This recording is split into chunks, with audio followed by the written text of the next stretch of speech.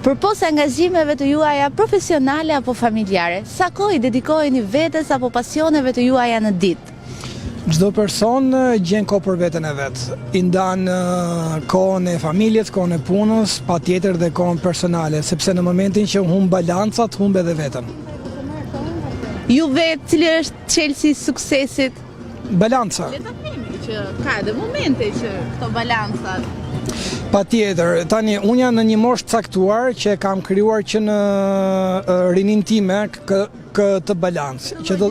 Patjetër, në momentin që ti që në fillim të 20-at fillon edhe mëson, fillon edhe punon, fillon edhe krijon të ardhura, normalisht këto balanca krijohen. Në momentin që personat kanë bërë deri në moshën 30 vjeç ose edhe më vonë, rinë gjithë ditën parti, patjetër që më vonë nuk s'do kenë kohë për të vendosur balanca se duhet të punojnë 2-3 punë. Dhe normalisht kështu pastaj janë familjet që shkatërrohen. Keni filluar punën që në moshën 20 vjeçare. Kam përshtypjen se ka qenë paralelisht edhe me studimet e juaja, apo jo? Patjetër, unë gjithmonë kam punuar dhe kam studiuar në të njëjtën kohë. E kam pasur gjithmonë këtë mentalitet që në momentin që do jetosh, duhet edhe të punosh. Pse jo?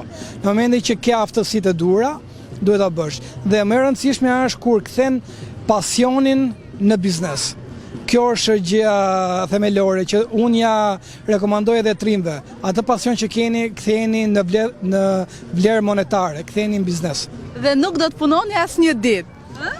Faktikisht unë punoj gati 3-4 punë, sepse kam 3-4 profesione të caktuara, po nuk lodhem, nuk e ndjej lodhje pune, e ndjej lodhje qefi.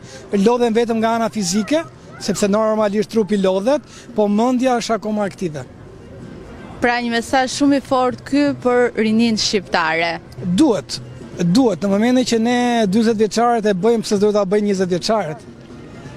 Sot jeni më mirënjohës vetes tuaj apo keni pasur persona afër vetes që ju kanë shtyrë, ju kanë motivuar dhe kanë qenë aty për ju në momentet e juaja më të vështira?